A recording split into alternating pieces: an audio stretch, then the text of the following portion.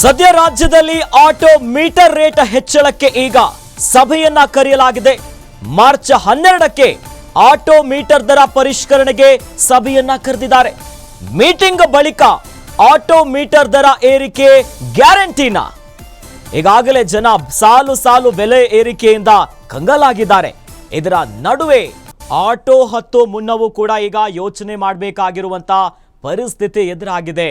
ಇನ್ನು minimum auto metre ದರ 30 ರೂಪಾಯಿ ಇದೆ. 1 ಕಿಲೋಮೀಟರ್ಗೆ 5 ರೂಪಾಯಿ ಹೆಚ್ಚಳಕ್ಕೆ ಈಗ ಒಕ್ಕೂಟದಿಂದ ಬೇಡಿಕೆ ಇದೆ. ಈಗಾಗಲೇ ಪ್ರತಿ ಮೀಟರ್ ದರ 30 ರೂಪಾಯಿ ಇದೆ. ಹಾಗಾಗಿ 1 ಕಿಲೋಮೀಟರ್ಗೆ 5 ರೂಪಾಯಿ ಹೆಚ್ಚಳ ಮಾಡುವಂತೆ ಆಟೋ ಒಕ್ಕೂಟದಿಂದ ಬೇಡಿಕೆ ಇದೆ. ಈ ಮನವಿಯ ಬೆನ್ನಲ್ಲೇ ಸಭೆಯನ್ನ ಮಾಡೋದಕ್ಕೆ ಸಾರಿಗೆ ಇಲಾಖೆ ಮುಂದಾಗಿರೋದು. ಮಾರ್ಚ್ 12ನೇ ತಾರೀಕಿನಂದು ಸಭೆಯನ್ನ ನಡೆಸೋದಕ್ಕೆ ಆಟೋ ಮೀಟರ್ ದರ ಏರಿಕೆ ಮಾಡುವಂತ ವಿಚಾರಕ್ಕೆ ಸಭೆಯನ್ನ ಮಾಡೋದಕ್ಕೆ ಈಗ ಸಾರಿಗೆ ಇಲಾಖೆ ಮುಂದಾಗಿದೆ. ಈ ಮೂಲಕವಾಗಿ ಸಭೆಯಲ್ಲಿ ಏನಾಗುತ್ತೆ ನೋಡಬೇಕು. ಈ ಬಗ್ಗೆ ಇನ್ನಷ್ಟು ಡೀಟೇಲ್ಸ್ ನೀಡೋದಕ್ಕೆ ನಮ್ಮ ಮೆಟ್ರೋ ರಿಪೋರ್ಟರ್ ಚರಣ್ ದೂರವಾಣಿ ಸಂಪರ್ಕದಲ್ಲಿ ನಮ್ಮ ಜೊತೆ ಜಾಯ್ನ್ ಆಗ್ತಿದ್ದಾರೆ. ಎಸ್ ಚರಣ್, ಈಗಾಗಲೇ ಹಾಲಿನ ರೇಟ್ ಜಾಸ್ತಿ ಆಗೋ ಬಗ್ಗೆ ಸರ್ಕಾರ ಚಿಂತನೆ ನಡೆಸೋದ್ರ ನಡುವೆ ಈಗ ಆಟೋ ಹತ್ತೋಕ್ಕೂ ಯೋಚನೆ ಮಾಡಬೇಕಾಗೋ ಪರಿಸ್ಥಿತಿ ಅಲ್ಲ. ಯಾವ ರೀತಿಯಾಗಿ ರೇಟ್ ಜಾಸ್ತಿ ಆಗ್ಬೋದು, ಈ ಬಗ್ಗೆ ಏನು ಅಪ್ಡೇಟ್ಸ್ ಇದೆ ಚರಣ್?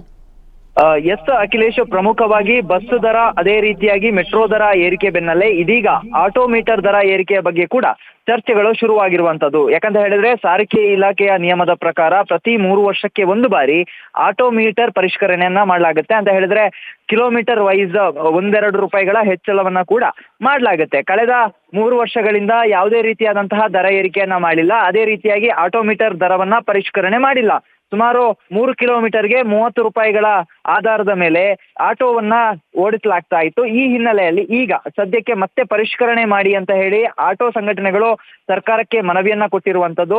1 ಕಿಲೋಮೀಟರ್ಗೆ 5 ರೂಪಾಯಿ, ಅದೇ ರೀತಿಯಾಗಿ 2 ಕಿಲೋಮೀಟರ್ಗೆ 10 ರೂಪಾಯಿ ಏರಿಕೆ ಮಾಡ್ಲಿಕ್ಕೆ ಮನವಿಯನ್ನ ಸಲ್ಲಿಸಿರುವಂತದ್ದು. ಈ ಒಂದು ಪ್ರಕಾರ ಪರಿಷ್ಕೃತ ದರ ಸುಮಾರು 40 ರೂಪಾಯಿ ಆಗುವಂತಹ ಸಾಧ್ಯತೆಗಳಿದೆ. 3 ಕಿಲೋಮೀಟರ್ಗೆ 40 ರೂಪಾಯಿ ಪರಿಷ್ಕೃತ ದರವನ್ನ ಮಾಡ್ಲಿಕ್ಕೆ ಸರ್ಕಾರದ ಮುಂದೆ ಈಗಾಗಲೇ ಮನವಿಯನ್ನ ನೀಡಿರುವಂತದ್ದು. ಏನು ಆಟೋ ಚಾಲಕರು ಹಾಗೆ ಆಟೋ ಸಂಘಟನೆಗಳ ಮನವಿಯನ್ನ ಮನದಲ್ಲಿಟ್ಕೊಂಡು ಇದೇ ಮಾರ್ಚ್ 12ನೇ ತಾರೀಕಿನಂದು ಈ ಒಂದು ಸಾರಿಗೆ ಇಲಾಖೆಯ ನೇತೃತ್ವದಲ್ಲಿ ಅದೇ ರೀತಿಯಾಗಿ ಒಂದಿಷ್ಟು ಸಂಘಟನೆಗಳು ಹಾಗೆ ಸಂಚಾರ ಪೊಲೀಸರ ನೇತೃತ್ವದಲ್ಲಿ ಒಂದು ಸಭೆಯನ್ನ ನಡೆಸಲಿಕ್ಕಿರುವಂತದ್ದು.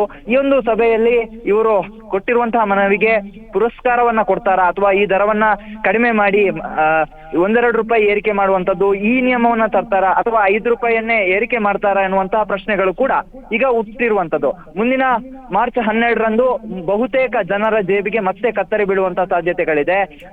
ಏನು ಒಂದಿಷ್ಟು ಜನ ಮೆಟ್ರೋ ದುಬಾರಿ ಆಯ್ತು, ಬಸ್ ದುಬಾರಿ ಆಯ್ತು ಅಂತ ಹೇಳಿ ಆಟೋಗಳ ಬಳಿ ಹೋಗ್ತಾ ಇದ್ರು. ಈಗ ಮತ್ತೆ ಆಟೋ ದರ ಕೂಡ ಏರಿಕೆ ಆಗ್ತಾ ಇರುವಂತದ್ದು ಜನರ ಕೆಂಗಣಿಗೆ ಗುರಿಯಾಗಿರುವಂತದ್ದು. ಅಖಿಲೇಶ್, ಎಸ್, ಧನ್ಯವಾದಗಳು ಚರಣ್ ತಮ್ಮೆಲ್ಲ ಮಾಹಿತಿಗೆ.